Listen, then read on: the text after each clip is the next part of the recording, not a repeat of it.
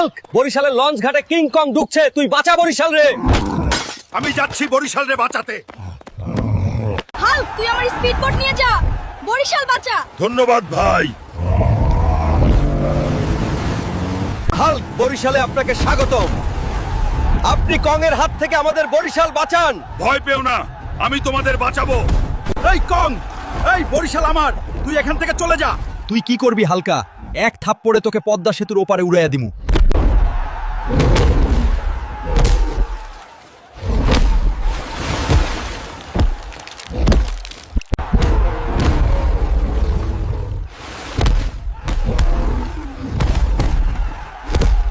হালকা, আজ তুই শেষ।